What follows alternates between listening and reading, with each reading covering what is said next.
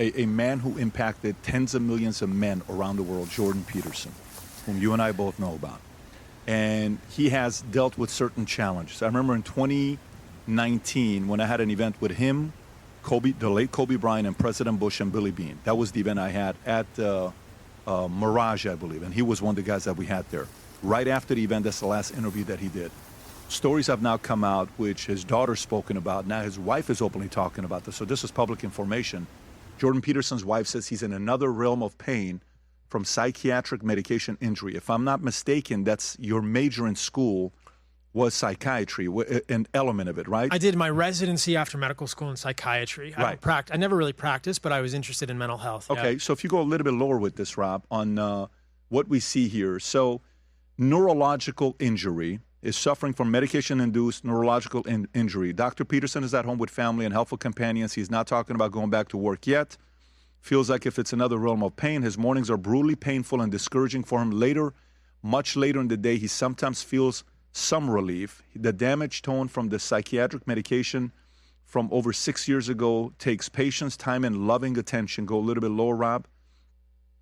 It's been well documented, his medical struggle with benzos, which there's many different types of benzos that they've talked about. His family has previously drawn attention to the severe difficulties he experienced from the withdrawal. So a lot of people are using medication today, a lot of them. Michaela's posted multiple videos to see what's happening while she gives the updates. And so whether it's Xanax, whether it's Klonopin, whether it's Valium, whether it's a lorazepam, whether it's a lot of this stuff, what have we learned from the side effects of this? This is a public figure that we all follow. Billions and billions of views online. What do we not know about it yet that we're starting to learn? These benzodiazepine medications, commonly prescribed for anxiety, overprescribed, very addictive and very habit-forming.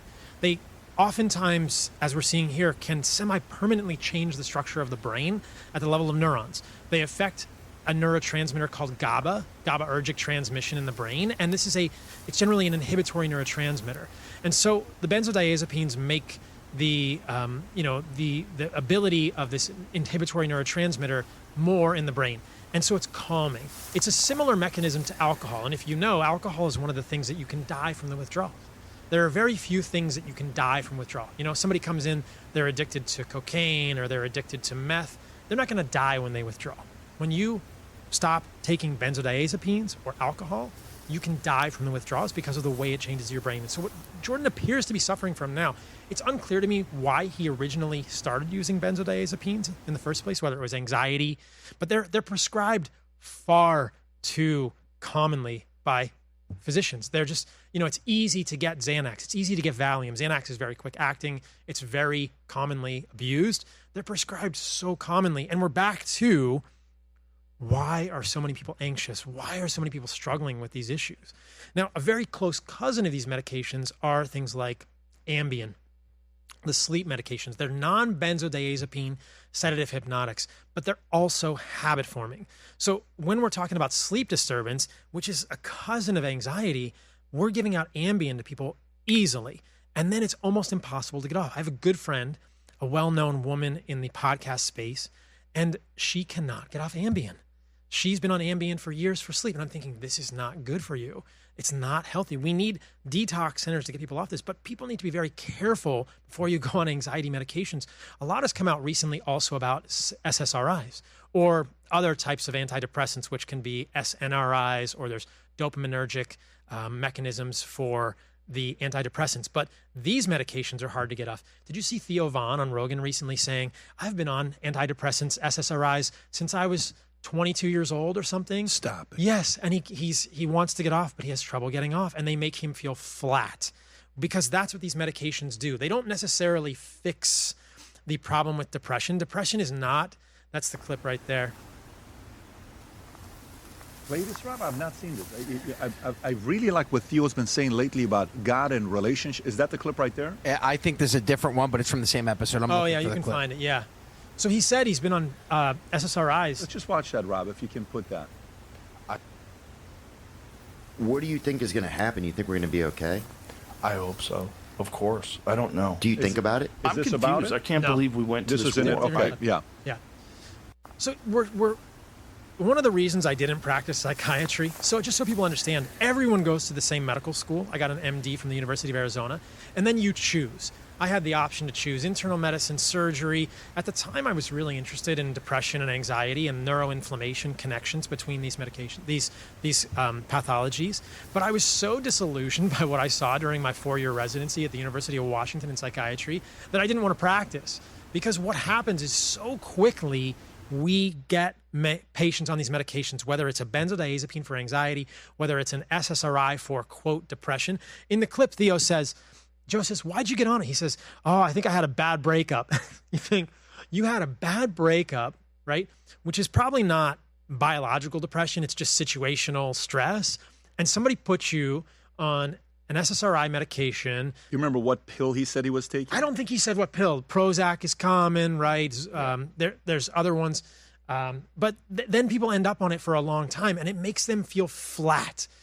Depression is not the absence of serotonin in the human body. You can flood the synapses in the brain with serotonin and create flat. This might be the clip. To get off of antidepressants completely, man. This is I want Zoloft, to feel how I'm certainly. supposed to feel, so I can have thoughts and actions that like make me feel connected to the world. That shit makes you feel dead, man. So why did you take them in the first place? Because I was in a bad relationship 20 years ago, and I was having a tough day at school, and they gave them to me, and then I never got off. Really? Because when you get off, I think we talked about this once. It's hard. Yeah, it makes you more depressed, more fucked up, and you're all imbalanced, and you're probably addicted. I lost to a them. friend. Yeah. I lost a friend in 2005 because he couldn't get off of it. May 2nd. I lost a friend too, my best friend, couldn't get off of it. And one day we were at restaurant Shakey's in Glendale, and he went in his car in his Mustang to get something out of the car. And he was about to take all these pills in his mouth. I held it. I took the bottles away from him. He's like, Pat, I'm begging you, please, I got to take it. You don't know how much pain I'm in right now. We took him. We put him in a rehab. He was there for 12 days. And then he got out. He was good for a couple weeks. And then, boom, one day I got the call, and he woke up on top of a Bible in his bed and, never woke up. That was the last day. So a lot of people are dealing with this, and some of them are dealing with it privately, and no one knows about it. So at least Theo's dealing with it publicly, so he's going to get help. But And the thing about these medications is they can increase suicidality, the very thing you're trying to circumvent with the medications. When you mess with neurotransmitters in the brain, it's very powerful. So do not take this lightly. And so again, let's go back. What do I believe is causing depression in most people? It's neuroinflammation. Have you ever felt the way it feels when you have the flu or you have a sickness, right? You sometimes feel irritable. You can almost feel that your brain is inflamed. heavy here. Heavy in Yeah. your brain. For me, when I don't sleep well, if I'm stressed, it feels like there's sandpaper around my brain. I'm just irritable. I'm not a good person. And I can't know for sure, but I'm pretty sure that this is the way that someone with profound depression feels every single day of their life. This is neuroinflammation. And you can see that when we have a sickness, the flu, whatever, the inflammatory cascade that happens in our human body moves to the brain. It crosses the blood-brain barrier. So what I want people to understand is that depression is fixable, just like so many of the things we've been talking about. And again, broken record, it starts with the quality of the food you eat. I have seen so many people reverse depression without medications by returning to high-quality foods. It's just this guy, Jordan Peterson, was eating steak. Remember when he said, I only eat steak? So he went to the only steak diet. He was on the benzos from previously. I think he had. So Jordan and the whole Peterson family is interesting. They have a strong autoimmune predilection in the family. So Jordan had some sort of autoimmune arthropathy. Michaela had this. And Jordan was the reason I originally started thinking about diet and thought about the carnivore diet because it significantly helped him. But I think he was on these benzodiazepines from what he was suffering from before the carnivore diet. Do we know what it was, Rob? That Jordan had? Yeah, to get on benzo. I don't know if he's told the story I don't know if before. he has either. Yeah, I don't know if he's told the story. And how, I do know he went to Russia to be able to deal with it. That was for the akathisia for the withdrawal. That was part of the withdrawal. So the clear thing that I want people to understand. Severe debilitating anxiety. The anxiety was triggered by severe autoimmune reaction to food that caused intense physical symptoms, including insomnia and sense of Impending doom. What does impending doom mean? Like doom and gloom, you think everything's going to be bad? Yeah, you think the sky is falling. So this, my suspicion, he says he began 2016 to 2017. I think Michaela got him on the carnivore diet to help this. That I remember. And yeah. it did help it, but then he had the long-term side effects from the benzo. Where he says on the bottom, 2019, the dosage was increased in April of 2019 following a series of family crises, most notably his wife diagnosed with a rare and terminal form of cancer. So he stayed on it. And then he stayed on it. Yeah. So what's interesting is that, Jordan's diet used to be not great. He was eating the standard American diet. He was having this psychiatric manifestation of a bad diet. So we've talked about so many manifestations of poor diet in this podcast, whether it's hormonal, erectile dysfunction, depression, obesity. These things are all connected. The quality of the food we eat, I feel like this is, I've been doing this work for probably 6 or 7 years now, Pat, and this is really the main message that I've come to believe and that I want to try my best to get out there in the world, that whatever you are suffering from, you can fix this very likely or improve it significantly by improving the quality of your diet. And we started the podcast talking about GLPs. Great, they might be effective, but what are you missing? You're not fixing your diet. You get on TRT too fast, you're not fixing your diet. You gotta fix the foods you're eating and what's actually causing depression, anxiety, erectile dysfunction, testosterone to drop, obesity. You fix the root cause. Hey guys, I am Paul Saladino. You can find me on Manect if you have any questions about diet, health, recovering from chronic illness or autoimmune disease. I'm excited to connect with you guys all there, and I'll see you in there. If you enjoyed this video, you want to watch more videos like this, click here. And if you want to watch the entire podcast, click here.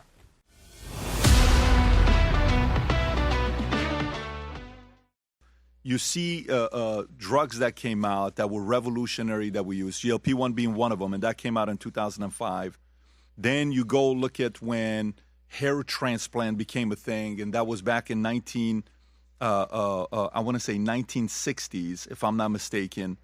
Let me see this here. Yeah, so you got hair transplant 1960s, first performed in 1950 by Dr. Norman Ehrenreich. That was the first one we ever did. Breast implants since 1962, okay?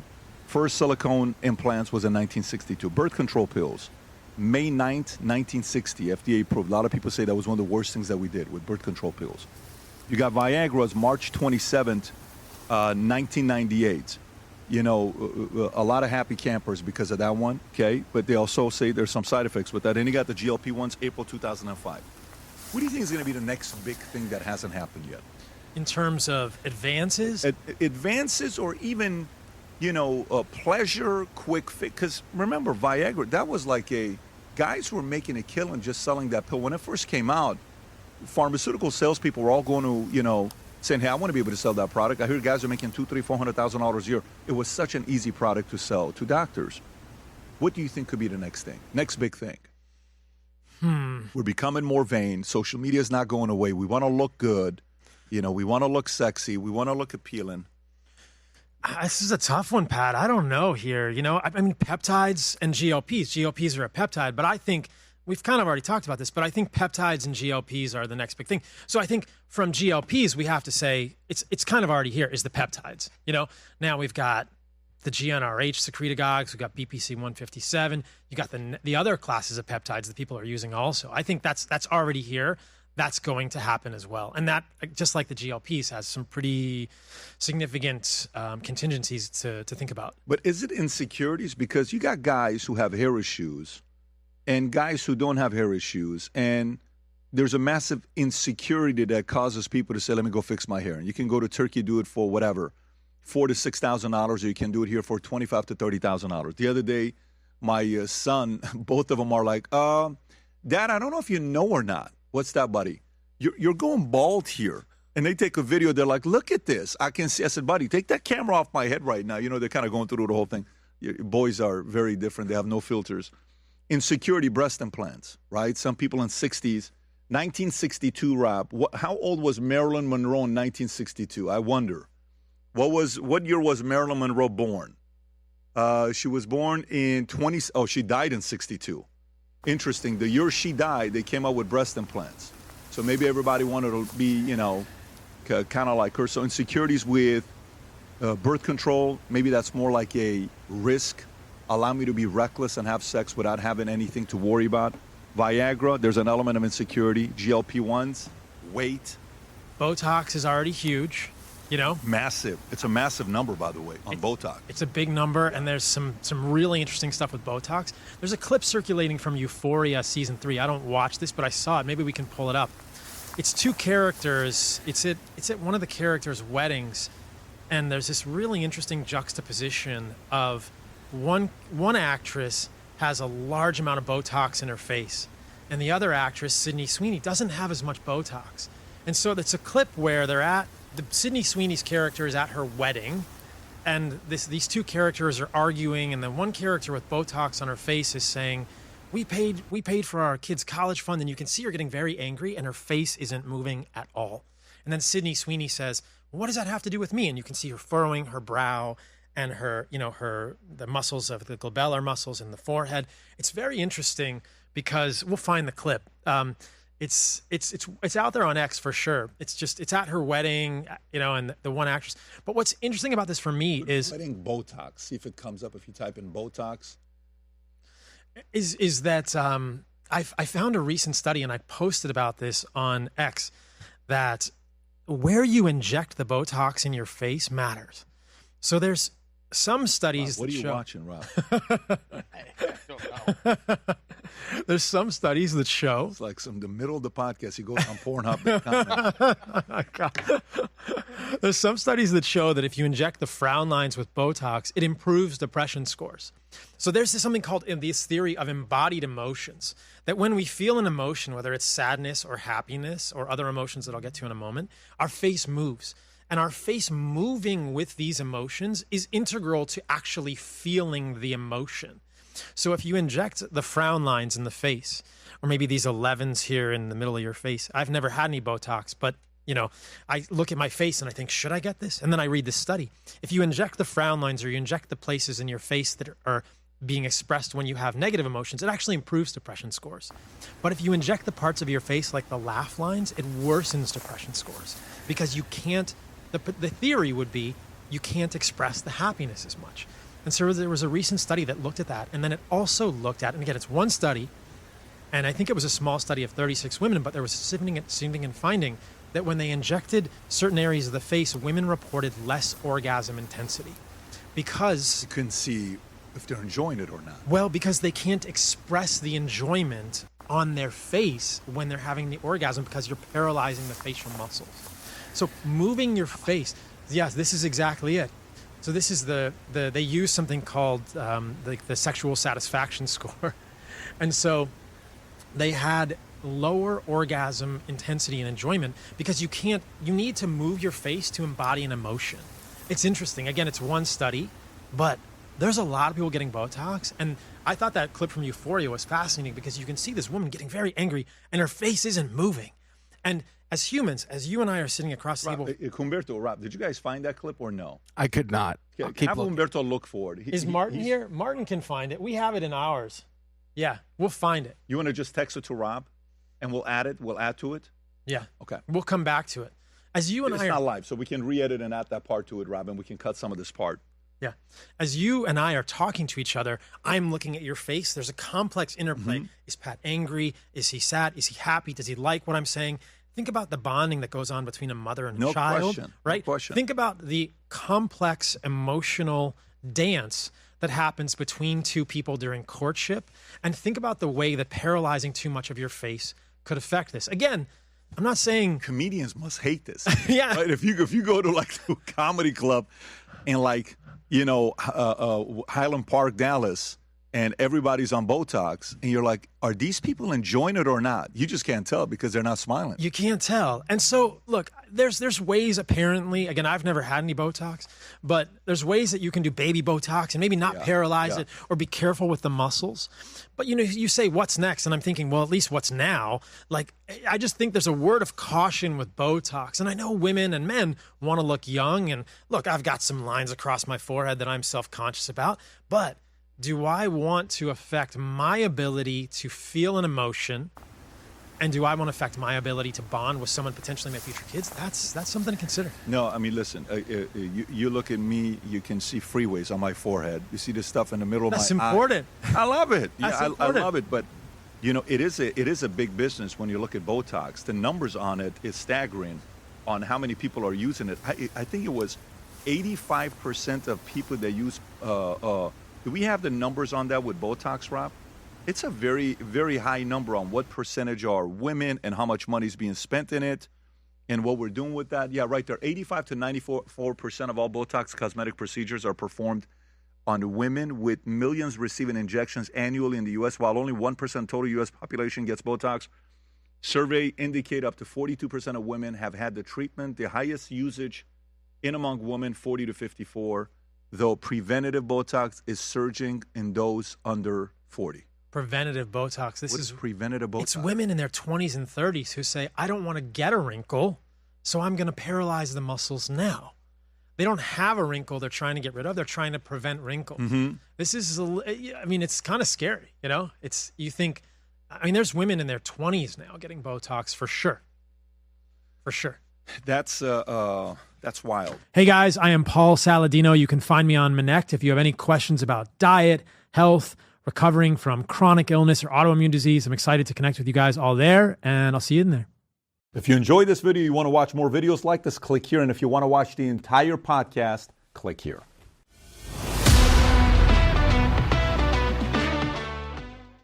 Yesterday, the biggest primary race ever, $32 to $34 million put into the Thomas Massey race against Galrain, which he was projected to. I mean, Massey had a massive lead.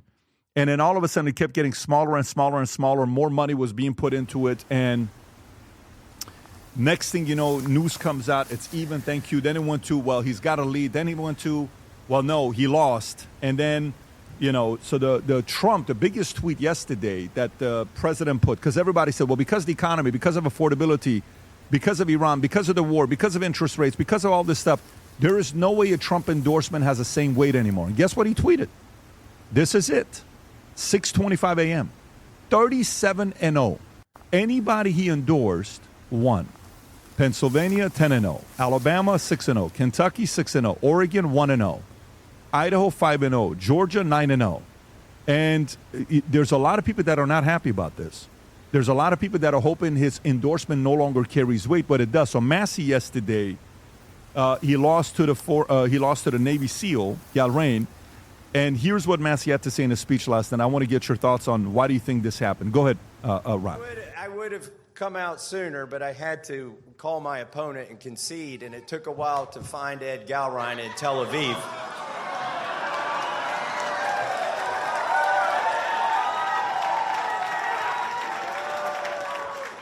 I did get the call through, though. I have called and conceded the race. We've been honorable the whole time, and we're going to stay that way. Okay, and he kept goodness. Tom, why do you think Massey lost last night? Massey lost for one reason. The power of influence in the political races out there on the Republican side still rests with Donald Trump. You've got your issues, you've got places out there, but Trump went out and said, that's not my guy anymore, that's my guy. And you have these folks up there that are trying to play the money game, do the spending game, and here you had this incredible spend, but the guy who still is carrying the influence with the American voter on the Republican side is Donald J. Trump. And he went sideways on Trump, and Trump got behind the opponent. And by the way, you know, you could sit there and ask yourself, not just us, but let's go to a Starbucks in the middle of the district and ask people, what do you really know about Galrain? And people were like, well, there's a lot of money floating around, but they didn't know. He's a farmer, was a Navy SEAL. They know, and then you say, okay, that's good. At least you know his name, you know he's farmer, Navy SEAL. But nobody really knew him. But when Trump comes out and says, I'm not with this guy, I'm tired of it, I'm over here, guess what? That just showed everybody where the weight was. I think it's that simple. By the way, what is this Trump talking about Massey? Go for it, Rob. We won the Massey thing. He was a bad guy. He deserves to lose. Thank you very much, everybody. Wait. Pulitzer Prize, we have to give a special. You can pause it right there. Okay, look, why do you think? I will put the context with this as I don't. A, it's not my ballot. B, there's a lot of money in our elections. But I think I think it has a lot to do with money. I think it has a lot to do with money. It's America. Do you think it's money or do you think it's endorsement? Because Jeb Bush had $140 million and Trump beat him on day one. So we can say money. Trump didn't have anything to do on day one with money. Nobody in 2015 when he ran. And then there was another guy, if you remember Scott Walker. Do you remember the name Scott Walker? He disappeared. He was supposed to be our president. I don't know if you remember that or not. Scott Walker was like the guy. You know, Hillary Clinton had all the money. You know, Kamala Harris had all the money. So is it really all the money? Because money doesn't seem to help Hillary, didn't help Kamala, didn't help Scott Walker, didn't help Jeb Bush. But how is it that in this case you think it's just money? Well, I would say it's. I mean, clearly his. I'm not saying his Trump's endorsement clearly still means a lot. Clearly, you can't argue that with the races. You look at what was it? He won by I think a total of 90,000 votes. Was it? He won by 7,000 votes, something like that. $32 million to swing 7,000 votes. It's a lot. The fact is, it's the single biggest spend in a congressional election. That is a lot of money. Indeed. I think if centralization works everywhere else, if spending a lot of money works everywhere else, yeah, I don't think you can discount it. But the reality of it is, why doesn't he get more money? He can get more money. Who's that? Massey. He's got a lot of billionaire friends that are on the side. I even think he had a guy named Jeff Yass, who is a $65 billion net worth guy, who is part of a lot of pro-Israel programs.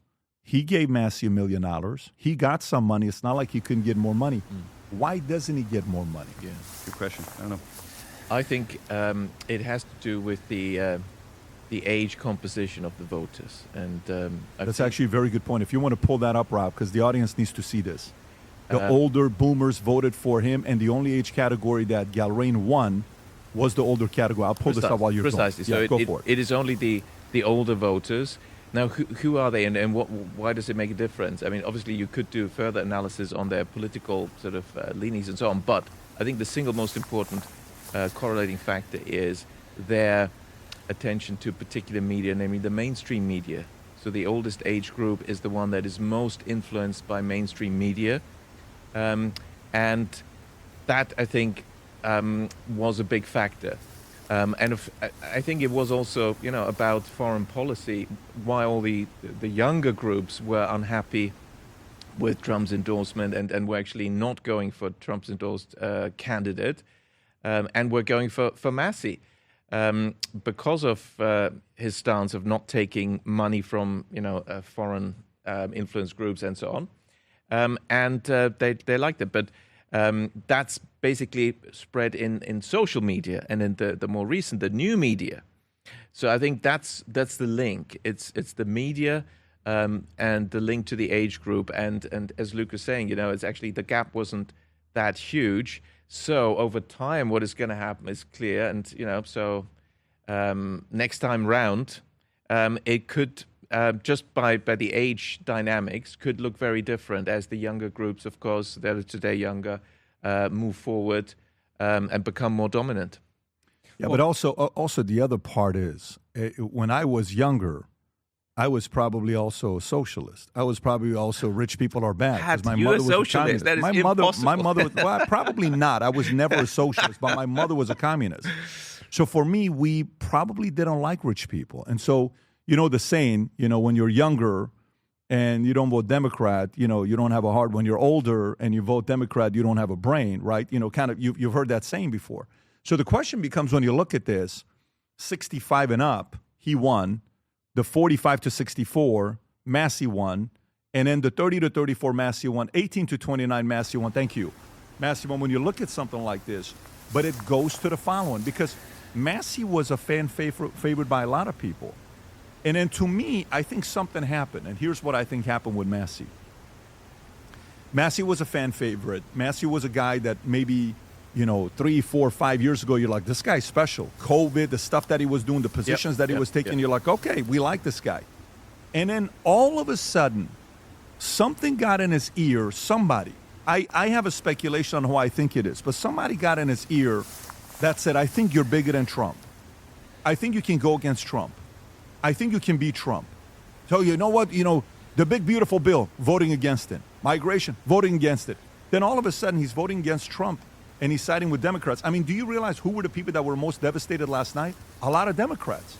Roll count up, devastated. A lot of liberals coming out saying, I can't believe this guy lost. And this is where it kind of takes me, and I want to go a little bit deeper into the story with these guys, and I'll ask you guys about it. Tom, I'll come to you, and then Richard, I'll come to you afterwards. Is if you think you're bigger than the establishment, then prove it. Because guess what? Guess what Trump did in 2015? Trump went against the establishment. Trump called out everybody in the establishment. And the establishment was who? The Bushes. He beat them single-handedly. Karl Rove, establishment. He beat them single-handedly. Fox News, they were not for Trump. They beat him single-handedly. Mainstream media, he wasn't against them. He beat the mainstream media single-handedly. Okay? Every other story criticizing him about the Republican, they wanted Jeb Bush, they wanted Ted Cruz, they wanted all these establishment guys. He beat them. Based on what? Based on the policies that he went with, which is what? Border, migration, crime, NATO, China. That's what he went on. Okay. The market said, listen, I like what this guy has to say. Let's give him a shot. He won. So Massey goes up there. If I were to ask you right now, what was Massey's biggest top 3 points? What did Massey run on? If you were Tom, what did Massey run on? What are the top 3 things Massey run on? Did you follow it closely? I can't say closely, but I think a key point is what you said about, when he voted against these bills. But stay on this for a second. I want you to stay on this. What did Massey run on? What were Massey? Because it's very, very important. Well, not taking foreign money. I think that certainly. So that's came up. one. What else? Anti-war, right? Okay, so what else? Epstein is one. We have to put Epstein. Files. I mean, he did that. He voted against the big, beautiful bill, right? Multiple times he voted against the president on the ideas that he had. But a bigger one was mainly Israel. There's an article that came out, Rob, that said Israel divided the Republican Party. I don't know if you've seen that thing that Israel divided. You know what I think America is saying? I think America is kind of saying, look, guys, of course, everybody, like Trump said something the other day, everybody spies on everybody.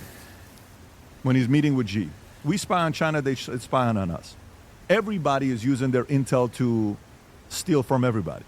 Everybody at this level is doing. You don't think Israel is using Epstein to get intel on American politicians and world politicians? You're naive if you don't believe that. I fully believe that. I had a 3-hour conversation with his brother. Fully believe they were a part of that. But you don't think we do that? You don't think others do that? So I think America's finally come up and they said, listen, man, if everything was about Israel, and if that's an issue that America is fully on, Trump would have lost yesterday 0-39. If America was like, well, Thomas Massey and all these guys, that everything they're blaming Israel, money coming from the outside, AIPAC, Adelson, which Adelson gave a lot of money.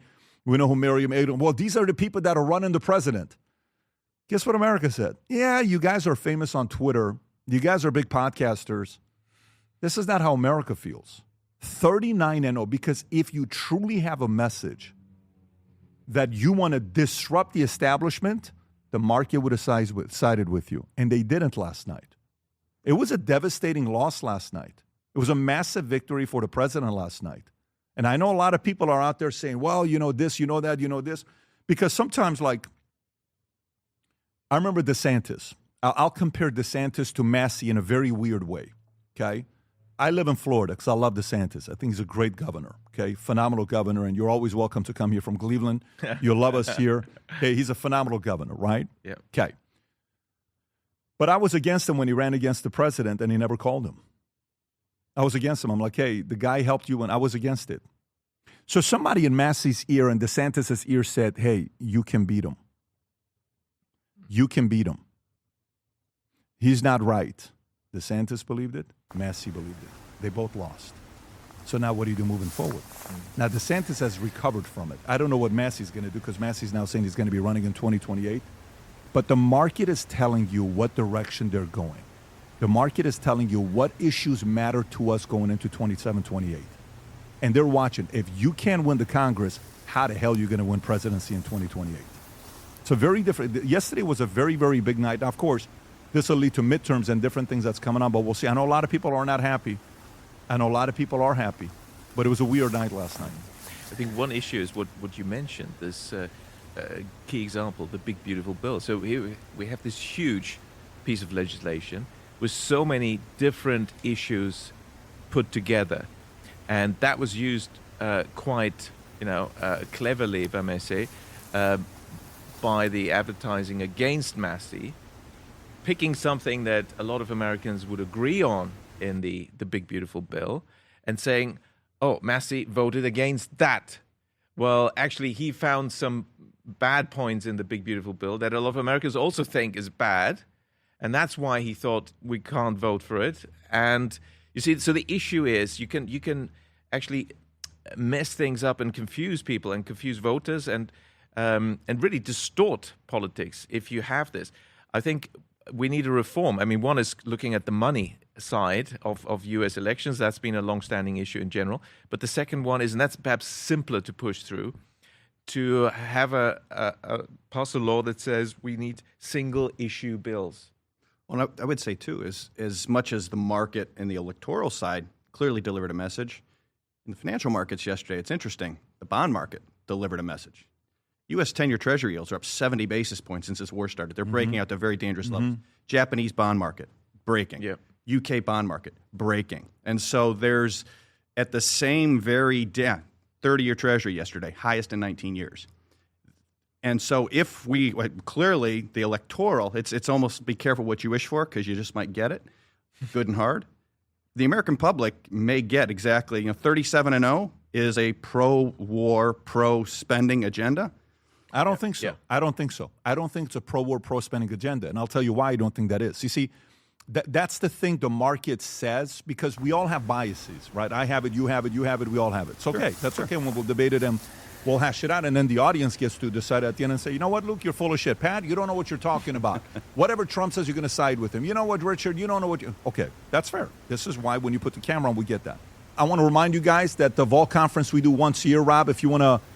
for those of you guys that are small business owners and you want to find how to compete in a market like this, don't go about it yourself.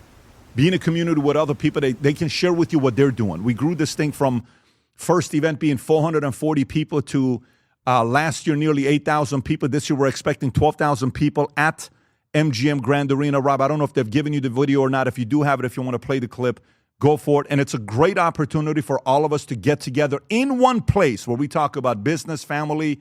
There's no walking on eggshells. We'll talk about every single thing at one event. Go ahead, Rob. Successful business people speak a language others don't. It's like when I lived in Germany at age 10 and a month later I'm speaking German because I immersed myself in a community of Germans.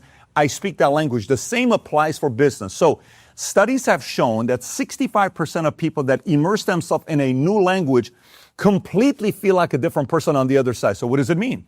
You go to a business conference, you're at the Vault Conference, 12,000 other people around you for 4 days. We're speaking a language that we're fluent in business, how we walk into a room, how we negotiate a deal, how we hire somebody, how we raise capital, how we come up with a new strategy. The more you're around it, you all of a sudden start speaking that language fluently. So when you go back home, you do deals in a different way. You handle your business in a different way. If you want to get fluent and speaking a business language, once a year we host a conference called the Vault Conference. This year for the first time, we're doing it at the MGM Grand Arena in Las Vegas, where we go through this 296-page manual with 12,000 people over 4 days in one room. If you haven't yet registered, click on the link above or below. Bring your spouse, bring your partner, bring your peers. Let's spend 4 days together at Las Vegas, August 31st through September 3rd. Looking forward to seeing you there.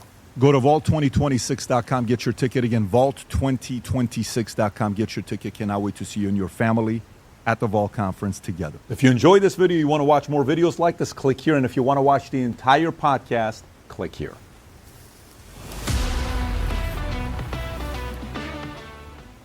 Typically when you talk to guys, they'll talk about, when boys are comfortable and they want to talk to each other, they'll open up, boom. It's either ED, they can't get it up. Right. It's either they can get it up, but they come very quickly. Right. So climax so stamina is the problem, or it's size. How do you address each of these for men? Again, we're kind of back to there's They get a hammer and just hit their junk and say, hey, no, listen. No. Is it like let's talk about erectile dysfunction. Don't try that. I'm just asking before you guys. I'm worried about Humberto goes and says. Let's talk about erectile dysfunction first. Yeah. So erectile dysfunction, we talked about this earlier in the podcast, directly linked to the absolute collapse of men's testosterone and metabolic health. So if you look at the 1920s pictures that we showed earlier in the podcast of New York, those men, our great-grandfathers, our grandfathers, had testosterone that was higher than ours, right? And across the board. So the average testosterone, give or take, from what we can say today, 100 years ago for men in their 30s and 40s was probably in the 800s, 800 nanograms per deciliter. Today it's 400, 450. So we've just collapsed. And I think that in combination with our overall metabolic health, and this is the quality of the food we're eating, but also our toxic environment, which we can talk about. So we are swimming in an environment that is full of compounds, whether it's BPA, phthalates, PFAs, which are forever chemicals, or microplastics and pesticides, and the microplastics can carry all those chemicals into our body. These are endocrine disrupting chemicals. So we are not only eating poor quality food, we are not eating the nutrients needed to have healthy testicles, which produce testosterone in the Leydig cells, and the Sertoli cells support that. We are also imbibing, putting on our skin, washing our hair, breathing in chemicals, drinking chemicals in cans, in plastic bottles, in plastic cups that are actively disrupting our ability to make these hormones. And then we are ending up with 30-year-olds and 40-year-old men who have erectile dysfunction. Now, then they go to the doctor. The doctor says, hey, your testosterone is 300. Here's testosterone. And to me, there's nothing intrinsically wrong with testosterone supplementation, but I think that we are failing to talk to these men about what could be causing this, because you can correct it, right? So you think about how quickly men get testosterone prescriptions. I saw Jeremy Renner was on a podcast recently saying he's on TRT. His testosterone was 200 to 300. I think he's early 50s. More and Hurt more. Locker, the actor. Yeah, the guy he's in the Marvel movies. Hurt Locker, the same guy I'm thinking about? Oh, yeah. He's phenomenal. Yeah, and he was on. He said he was at 200? 200 to 300, I think. Yeah, he was on Chris Williamson's podcast talking about peptides and TRT. And what did he do to improve his? Well, he just took TRT, and okay. so for me, this is like, okay, the problem is if you go to a doctor, so I know that a lot of men listening to this might be 30s, 40s, 50s. If you go to your doctor and they say, hey, your testosterone is 300, 400, it should be 800, and there is a biological precedent. It's possible to be in your 40s or 50s and have testosterone in the 700s or 800s. My testosterone was 860. I don't take anything. I'm 48 years old. So and I've met many men who show this. There's nothing about being a man in your 40s, 50s, or even 60s that says your testosterone needs to fall off a cliff. But we go to the doctor, we say, hey, my testosterone's 300. They say, here's TRT. Did your doctor check your vitamin D level? Did your doctor check your zinc level? There's really good evidence that if your zinc level is less than maybe 80 milligrams per I think that's the units. It might be, I think it's micrograms per deciliter for the zinc. If your zinc level is less than 80, your testosterone could double just by zinc supplementation. So make sure you check your zinc level, and men could be supplementing with zinc. Zinc is, of course, found in a very bioavailable form in red meat, animal foods, which we are eating less of. Now, the thing with zinc, just to put as an asterisk here, is that you don't want to take zinc without copper long term. So if you do 15 milligrams of zinc, you probably need at least 1 milligram of copper if you're going to take it long term. But so many men could improve their testosterone levels by checking their zinc level and supplementing with a little bit of zinc. Be aware of copper. Hey guys, I am Paul Saladino. You can find me on Manect if you have any questions about diet, health, recovering from chronic illness or autoimmune disease. I'm excited to connect with you guys all there, and I'll see you in there. If you enjoyed this video, you want to watch more videos like this, click here. And if you want to watch the entire podcast, click here.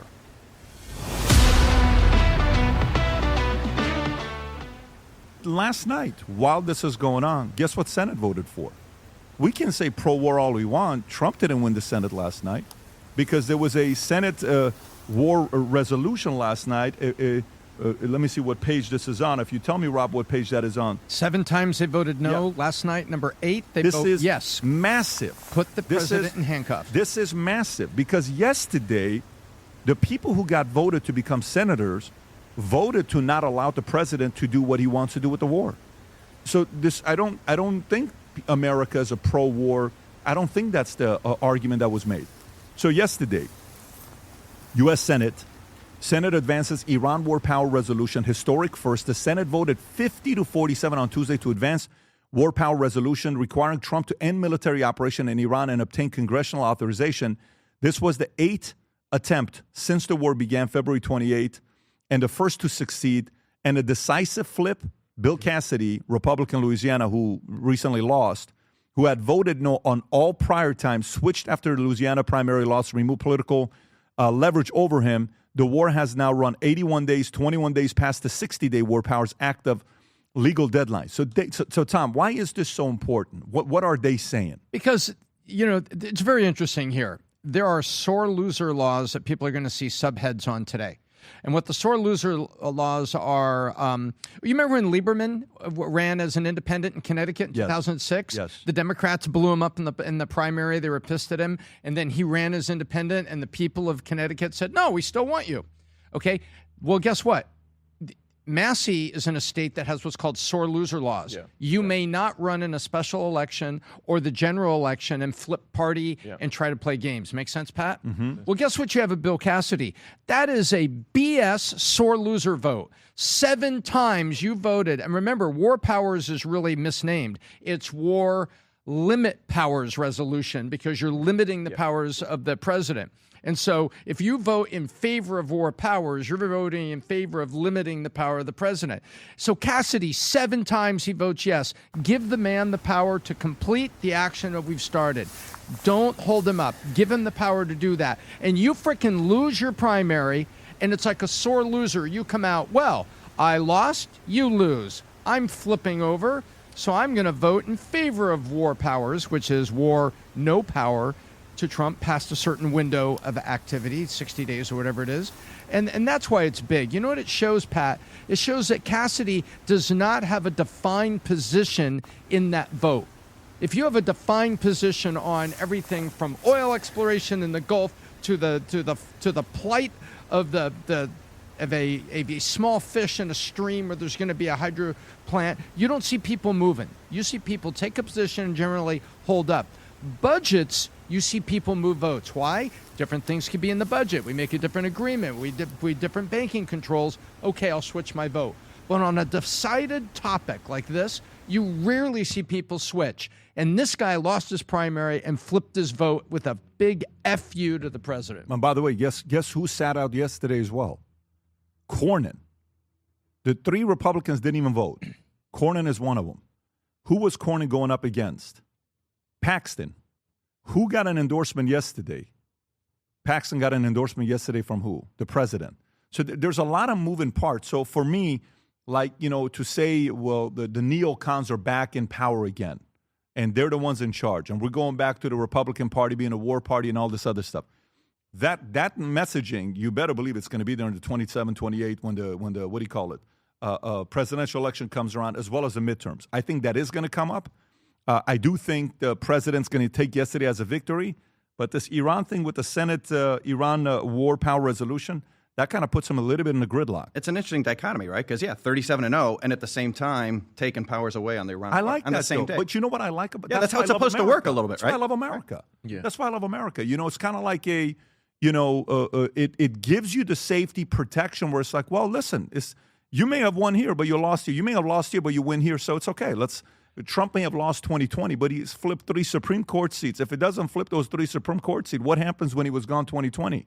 A lot of things could have changed. So as much as people are worried about what's going on, what I'm watching for is more the sport of politics. Luke and I'll come to you. What I'm watching for is what will be the main 3 to 5 issues in 2028 when people run for president. And I'm so curious to see what's going to resonate with who. Richard. I think it is the issue that Trump, as you mentioned earlier, won on, which is no foreign wars, and where he flipped, it seems. And I think I'm really with Luke on this. I think this was at the background, of course, of this primary with Massey and others, and this Senate vote is really, that's a process. It's not a final result. It's not passed. But even if it was passed, it would just require to get a Congress vote. But presently, would Congress actually turn down this proposal to make it a proper official war?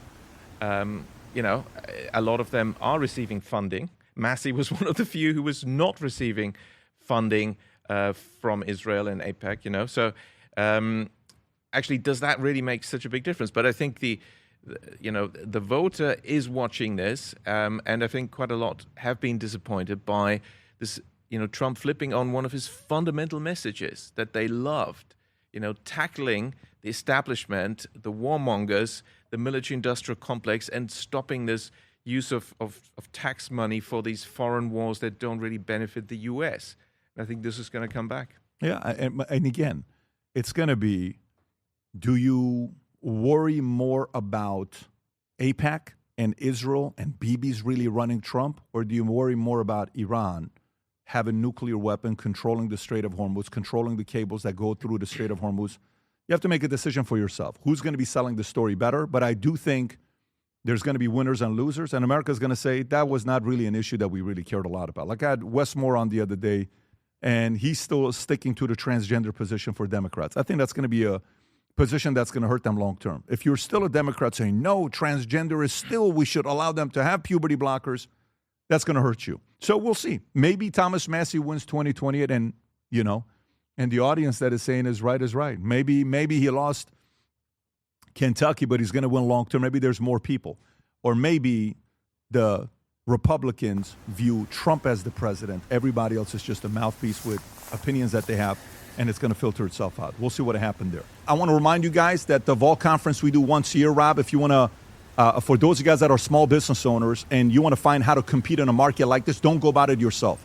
Be in a community with other people. They can share with you what they're doing. We grew this thing from first event being 440 people to last year nearly 8,000 people. This year we're expecting 12,000 people at MGM Grand Arena. Rob, I don't know if they've given you the video or not. If you do have it, if you want to play the clip, go for it. And it's a great opportunity for all of us to get together in one place where we talk about business, family.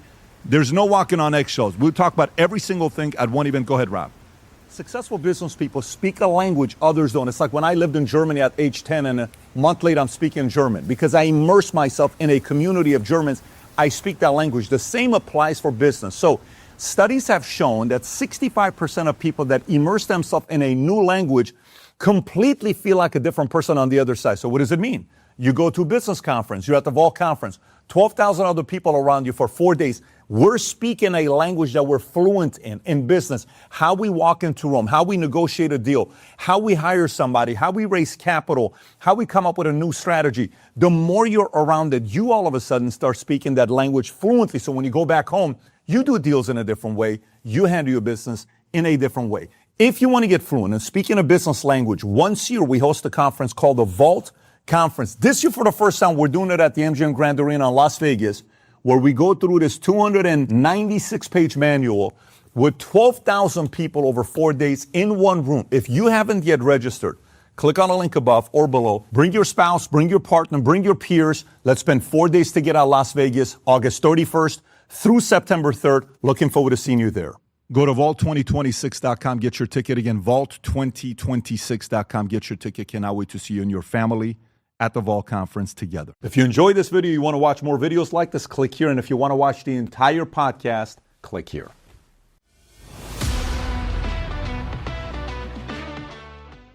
Did you watch a game last night with Wemby and OKC? I did. What did you think about Wemby last night? He was cool. He was cool. I'm assuming you're not a San Antonio fan. Like, that's not your team. You're probably a Heat fan. I'm a Heat fan without a doubt, but I thought OKC was going to pull it off. I thought so as well. What did you think about that three? The three he hit from the, I don't know if you saw the three he hit in overtime or in, fourth quarter, Wemby, all the way from the logo. Did you see that or no? I missed that. Oh, let me tell you, he hit this. He walks up and he just hits it. And they interview him afterwards. Okay, Rob, can you pull up the interview afterwards with Wemby? And there's a reason why I'm asking this question. By the way, the CFO already responded. And he says, small world. I actually sat with his son at Super Bowl several years ago. The social media the other day was incredible. He even made Stephen Ross very funny. Okay, have fun, my friend. God bless. So there you go. So I don't know what that means, but yeah. You know what he's talking about? You'll text him again. You want me to text him again? Rose want to talk about the 3%. I just want to let you know, he wants to talk about 3% of the Dolphins. That's what he wants to talk about. Yes. All right, so I'll put you guys in contact. Too easy. So there's an interview that he does, and I want to get your take on this. Wemby after the game, not this one, Rob. It's they give the MVP, type in Wemby. Just all you have to do is type in Wemby, MVP, SGA. That's all you got to put up, and it's going to come up. After the game yesterday, he's being asked, go a little bit lower. Go a little bit lower, Rob. We'll cut this part. I got to learn. I want to turn many times. Yeah, that's not it. There's a question they ask him. Yeah, that's the one right there. Okay, can you make that bigger, Rob? And then go for it. If that was in your mind at all, knowing that Shea had got that award and you were in the top 3 for it, and did any part of tonight feel personal? Some of your facial expressions kind of look like you were really, really going for it.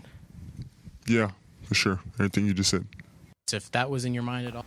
So this guy had a chip because they gave the MVP yesterday to SGA, and he had a pretty good season. How much does a chip play a role in a guy willing to go until he gets what he wants? Or you don't think there's a... And when you say chip, what exactly do you... Chip on a shoulder, like you're coming up and somebody didn't believe in you, somebody said no to you, someone who maybe due to favoritism got something that you felt you were doing better. How much does that chip? Like right here, Wemby feels like he's the best player in the world, and he wants to keep getting better. They're the champions. He's the 2-time MVP. But he responds this way to say, look, that was it. And then later on, he says, I plan on winning a lot of MVP trophies in my career. But he wants to be a champion right now. So the DNA, how do you read the DNA of a guy that's willing to pay the price and he's super competitive? Well, Wemby most definitely played a major role in them pulling it off without a fucking doubt. So he's exemplifying him really wanting to chip, him really wanting to be great. But once again, just like all ladders of success, he has a lot more to prove. Every room we step in, there's going to be people in that same room that doubt you, regardless of how many points you shoot, how many dunks you make, because the same way he hit that 3 in overtime, those couple finger rolls he missed, those Caruso took a steal from, it's a lot of people that's going to focus on that. So you still got to prove yourself to everybody that's sitting back watching. And most definitely when you're on a global platform, that's what it is. This is a competitive game. It's called life. When we set out to create a shoe that blends comfort, function, and luxury, we had the choice to make it fast. We had the choice to make it cheap. We chose neither. Instead, we chose Tuscan Italy.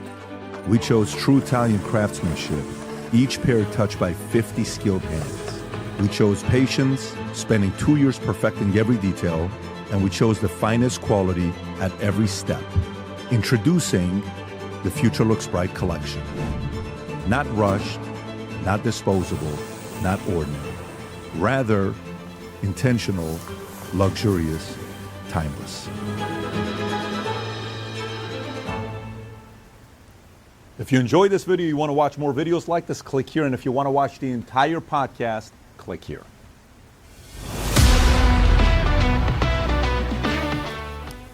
Would you put Drake at your level? No. You're not putting Drake at your level?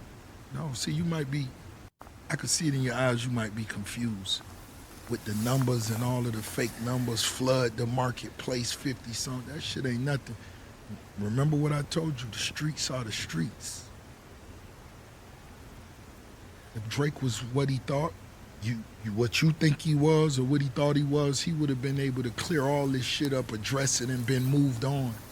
He's still suing the label. That's like him. He might sue you for speaking of him on this situation. He might sue you. He might send you a cease and desist. That would be a compliment. It's a nice alley-oop. That's a nice alley-oop. Let him know. When if it does, I'll definitely text you and I'll say we got to share the legal fees together. Shit, no. Because we would share legal fees together. No, we get the same lawyers. No, we won't, man. He might sue you.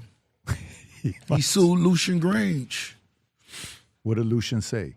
I'm not sure. Lucian is a heavyweight, though. Lucian is. I know, but he's got a little bit dark side to him. When you diss certain people and they can't deal with it emotionally, they're embarrassed, they're humiliated. That's when they sue all of these people. Did you listen to Iceman, the new? I listened to some of it. My What'd you think engineer about it? was horrendous.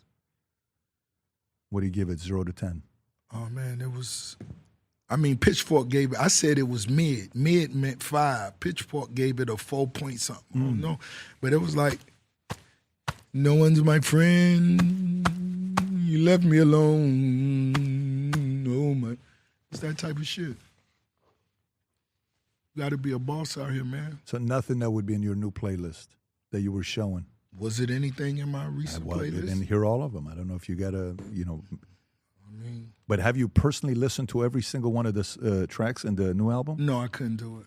You couldn't do it? No. By which one did you stop? 5? I'm not did sure. you make it to 5 or 6? I'm not sure. You got to realize when it was going, it's music people that's on my team I allow them to be you could be a Drake fan if you like his music. I'm not going to tell you, no, don't put, we not on that type of shit. Listen to it if you want to listen to it. And I had people that listened to it. By the 5th song they came out, they was like, damn, this shit whack. And they went back in, listened to it. I'm like, it's not nothing that's dope. You don't hear nothing like Jay-Z and Alicia Keys in New York. I say you don't hear none of that. This a motherfucker who always bringing up Michael Jackson. What a Billie Jean at? What a Thriller. And my homies actually sat there. They lost an hour of their life for this shit. Listen to it. Yeah. Are they recovering? Yeah, trauma. It's tough. It is. It's tough. Yeah. Now, by the way, when you've been waiting after you seen people put ice blocks in the middle of places and promoted and marketed, and the world knew what day it was coming out, and the shit came out and really, folded. how is it performing on the charts, Rob? Who? I'm not tracking how Iceman. I'm not sure. Performing on the charts. Rose don't. Yeah, well, let's see. Iceman recorded 140.2 million first-day Spotify streams, officially making the biggest album debut in 2026 so far. The figure has placed immediately pressure on competitors and set a new benchmark for opening. Drake's Janice has reached number 1 on Apple Music. So that shows it's doing okay. That's showing it's doing pretty good. I don't know what you're reading, but do me a favor and pull up Spotify. Let's go to the real streaming. Pull up Drake's Spotify. That didn't even have a logo, which you was just reading. So you might be an Iceman fan. I'm not listening to it, just so you know. Okay, so how do you go to see where it's ranking? I'm not sure. I'm talking about the articles. That look like the stream. I don't know. So, Rob, why don't you type in Drake, Iceman, then go to news, reviews. You like Drake. You like Drake. You've been talking about him 20 just so minutes you now. know, I will tell you, this is the fun fact about me. I stopped, my hip-hop stopped in early 2000. This not hip-hop. His not hip-hop. No, this not hip-hop. I like how he used the Michael Jackson glove right around the time the Michael Jackson movie came out. You ride that wave. He know how to ride a wave, but it ain't working. He does not succeed. Pitchfork gives Iceman a 4.8 out of 10. Okay, that's not good. Fans react. That's Pitchfork gives Drake. How important is Pitchfork, by the way, when they score you? I don't get into scores. My music I've always made was in the streets. You quoted them, though. You said you gave it a mid, but Pitchfork gave it a 4.8. Facts. So then that means Pitchfork has got credibility in the market. No, I just told you what was online. Okay. I All right. said mid, which was higher. 5. So you were out of being 10. nicer than Pitchfork. Oh, consider it. Okay. So let me ask you, what to you, what is the last hit? Like you said, we haven't had a Michael Jackson, we haven't had a New York with Jay-Z and no, we haven't had it for when a we while. talking about big records, you got to understand when you're comparing yourself to Michael Jackson, when you're comparing yourself, deliver it. He And compares so- himself and- to Michael Jackson. And when you listen to people and yo, play me the best 5 songs you heard, this or that, and you hear it, blah blah blah blah blah blah. Does it show ranking on Spotify? I'm actually curious now to see where it ranks on Spotify, how it's done. Oh, they scored it by 54 out of 10. Clash, 54. So based on weighted average score, 50 out of 100 from 7 critic scores, doesn't look like a good score to me. That does not look so. So now yours is coming out June 12th. June 12th, Set in Stone, my new album. Big, huge, popping big boy shit. Rich boy raps. That's a sick cover right there, by the way. Stone, marble. That is a sick cover right there. Thank you, OG. Thank you. No, OG. seriously, that's insane. That's a sick. I saw that when Nigel, I think it was Nigel that brought it in, right? Shout out to Nigel and Nigel this somewhere out there. motherfucker. You Yeah, already Nigel know. came ready. You already know. Yeah, Nigel came ready. So what should we expect from the new album? Is there anything you can tease us with? He said, T, damn, T. He walked the T, damn. That's the first time we hear the motherfucker say. But nah, ain't no T. You know what I'm saying? What it is, though, is big boy shit. Back on the throne, Ricky Rose. They know what I bring, sound-wise, production-wise, collaboration-wise, and then the points that I make. And once again, it's set in stone. And it's challenging to be my best album ever. So you could pre-order the album right now, online, Set in Stone, June 12th. It's on the street. Who's collaborating on this? You will be offended. You will be offended. Facts. Okay. Facts. Any major collaborations in this one? It's always major. Everything I do is major. Big boy shit. My next single I'm going to drop is Living Large featuring Big X The Plug. Yeah. Yeah. And, you know, the sounds. I had my brother DJ Khaled and Dre from Cool and Dre. They was over. I played a few records for them, and, man, they were so excited. You know, some of the things that we've done, you know what I mean, in the past, and the music that I'm making right now is just, I'm happy the streets get to enjoy it. You know what I mean? The music I make, that shit for the rich-minded. You got to have a certain mindset. Big boy, yeah. When we set out to create a shoe that blends comfort, function, and luxury, we had the choice to make it fast. We had the choice to make it cheap. We chose neither. Instead, we chose Tuscany, Italy. We chose true Italian craftsmanship, each pair touched by 50 skilled hands. We chose patience, spending 2 years perfecting every detail, and we chose the finest quality at every step. Introducing the Future Looks Bright collection. Not rushed, not disposable, not ordinary. Rather, intentional, luxurious, timeless. If you enjoyed this video, you want to watch more videos like this, click here. And if you want to watch the entire podcast, click here.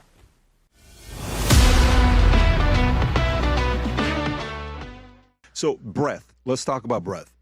So, you know, somebody who, oh, you want to go back to the clip? I guess you guys can show it, but No, I don't think we can. Really? Is it get bad? The other things show up? It just might be a little graphic for YouTube. Okay. So All right. We'll skip it. So for those of you guys that want to get graphic, Minek Paul, he'll tell you more about it if this is something you want to learn about. Breath. Let's talk about bad breath. Okay. Yep. So, of course, what you put in your mouth and what you eat and what you put in your stomach. So for some people, maybe could it be that you never had breath issues and all of a sudden you start having breath issues, but you didn't change anything about your diet? So one, what causes somebody to have bad breath? Because in business and sales, like over the years, I've coached a lot of guys that are selling, and they'll say, you know, why is my closing ratio so low? Well, quite honestly, you smell.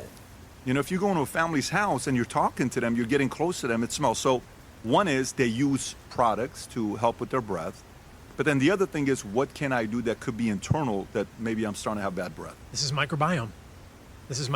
So we talked about vaginal microbiome. We talked about gastrointestinal microbiome. The microbiome in your esophagus and your actual mouth, which are connected directly to your stomach, your duodenum, right, your small intestine. This is what creates bad breath. This is what creates halitosis, is the technical term.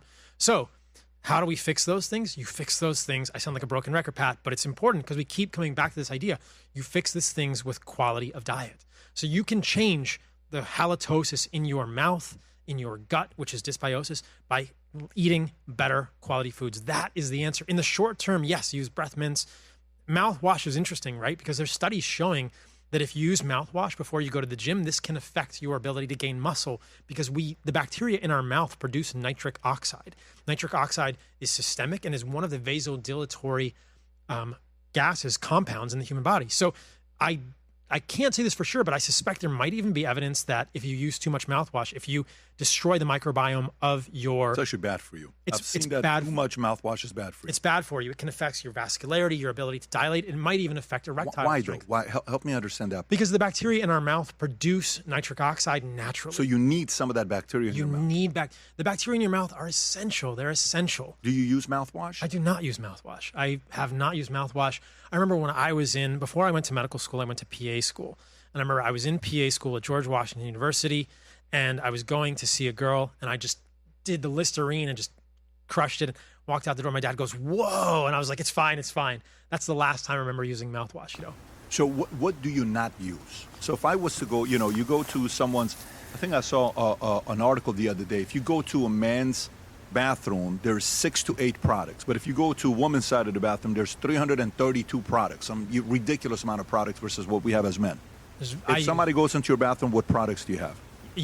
I have a toothbrush that is made from plant fibers, so there's no plastics. Toothbrush made from plant fibers. So it's an electric toothbrush. Type in that, Rob. The bristles are made of castor oil derivatives. Like something like that? I think that it's called Surrey, I think is the brand of the toothbrush. I have no affiliation. It's an electric toothbrush, and the bristles are made of plant fibers because I don't want plastic toothbrush bristles, right? And you think about just like microplastics, when you brush your teeth with a plastic bristle toothbrush, you're releasing micro and nanoplastics into your body. So there's a toothbrush. Pat, I don't use toothpaste. Zero. I don't use toothpaste. And by the way, just to say, I don't smell your breath. Thank you.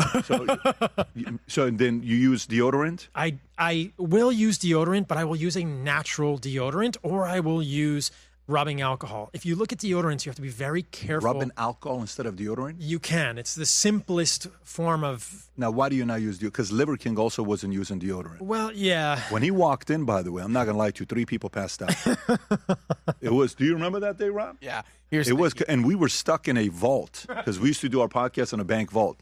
It was a bad situation. A bad situation. Yeah. So look, just like your mouth, the breath, your human smell is also determined by the quality of the food you eat. Your microbiome determines has a large influence on all these things. So when I use deodorant, I will use a natural deodorant. I don't want phthalates. I don't want parabens. Again, endocrine disruptors going directly into my body. Your armpits are they're very porous. They're very absorbable. You can intake a lot of things. I don't want aluminum. So deodorant's fine. Just you look for a natural deodorant. Give an idea, like what? What's a good one? I've been using the same thing for 30 years, and I love it. I use Polo Sport, the red one, whatever the Polo Sport is. I'm not sure that's natural. I tried a bunch of... No, it's not natural. Not natural. No, but what do you suggest? That's what I'll use. Old Spice. You know what is good? It's primally pure. That's what I use. That exact product you have there is what I use. So we can look at the ingredients in that, and I'm sure there's going to be some scents, some phthalates. At least it's aluminum-free. I used to use this 30 years ago. Primally Pure, no affiliation, but it's a great company for deodorant. What is it called? Primally Pure. Primally Pure, Rob. Yeah. So you see there was fragrance on your deodorant. This is essentially phthalates. So these are endocrine disrupting chemicals. Yeah. So this Primally Pure is a good deodorant company, no affiliation, but these are good people. I know them. So. Okay. What else? So what else is in the bathroom? So shampoo, soap, so you don't have toothpaste, you have that toothbrush. I don't have toothpaste. I think toothpaste is kind of a scam. If you want to use toothpaste, use a natural toothpaste. I have concerns about fluoride in toothpaste. It's very high. And when we look across population data, it's pretty strong signal that very high levels of fluoride exposure are associated with lower IQs. So I'm not going to actively ingest fluoride. I don't need fluoride in the toothpaste. There are natural toothpastes out there, but something as simple as a combination of coconut oil and baking soda can be a great toothpaste. When I use toothpaste, that's what I use, coconut oil, baking soda. Be a little careful. You don't want to brush too hard with the baking soda. You can strip the enamel, but most of the time it's fine. So no deodorant. In the shower, I don't use shampoo. I use soap sometimes, and it's a tallow-based soap. I don't even know the brand. There's multiple... Soap in your hair? No, I use soap on my body. You know, So you don't wash your hair out? I don't wash my hair with shampoo. Just rinse it. is Just all you- rinse it. Yep. I mean, I'm in the ocean all the time. When's the last time you used shampoo? It's been a long time, Pat. Maybe 10 years? 20. Stop it. 20 years. Yeah, 20 years. But you look at most shampoos and you have, you know, scents and, again, all the same sort of problems. And there are studies done on women, but I'm sure we'd see the same thing in men. When you simplify your self-care regimen, the amount of these endocrine disrupting chemicals decrease meaningfully in your body, assayed through urine. I don't put lotions on my skin, Pat. I don't know what else people use. Shaving cream. Do you use shaving cream? I don't use shaving How do you cream. shave? I use aloe vera gel on my face. You use aloe vera and then razor, just any kind of razor? Any kind of razor. Yep. So and you can see I like to keep the scruff. But yeah, I will use aloe vera on my skin. I don't use traditional sunscreens. When I go in the ocean, I use a tallow-based sunscreen. I make it myself. You know, it's tallow, it's coconut oil, it's non-nano zinc, and it's a little bit of beeswax. I just put it on my face for Costa Rican surfing in the morning. How often do you surf in Costa Rica? Every morning. Every morning? Every morning, man. What time? 6. Every morning? Yeah. And what are you going to do if you come down here? I've got a foil board. So a foil board is like a board with a mast and a foil underneath, and it kind of goes on the water. It like flies on the water. I might do some paddle boarding. That's a foil board. Oh, that's cool. I've seen those. Yeah, I've got a foil board for here. You don't need waves for that. You don't need waves for that. There's an electric foil board that I have, or you can find little swells you can foil board. Yeah, I'll do paddle boarding down here. Have you ever surfed in Costa Rica where you encountered sharks or anything? I've never seen a shark in Costa Rica. I saw a shark in Australia. There are sharks out there. I've seen small sharks when I was snorkeling on an island called Cano Island, which is 32 miles off the coast of Costa Rica where I live. Small sharks, reef sharks. I've never seen a crazy shark. I've gotten stung by a stingray on my foot, and that hurt like crazy. So a stingray got me on my ankle, and I've been stung by jellyfish that were quite painful. Not all of them are bad, but otherwise nothing. And Costa Rica is amazing. It's pretty safe for surfing. But so you think about it, like there's no shampoo in my shower. Maybe there's a bar of tallow soap. We've done videos on this. My bathroom is so boring. There's nothing on the counter, you know? There's nothing on the counter. And so it's not that any of these things are intrinsically bad. It's just that I don't feel like I need them. And if you want to use these home care products, read the ingredients. Be very careful because they do contain a lot of endocrine disrupting compounds. Hey guys, I am Paul Saladino. You can find me on Manect if you have any questions about diet, health, recovering from chronic illness or autoimmune disease. I'm excited to connect with you guys all there, and I'll see you in there. If you enjoyed this video, you want to watch more videos like this, click here. And if you want to watch the entire podcast, click here.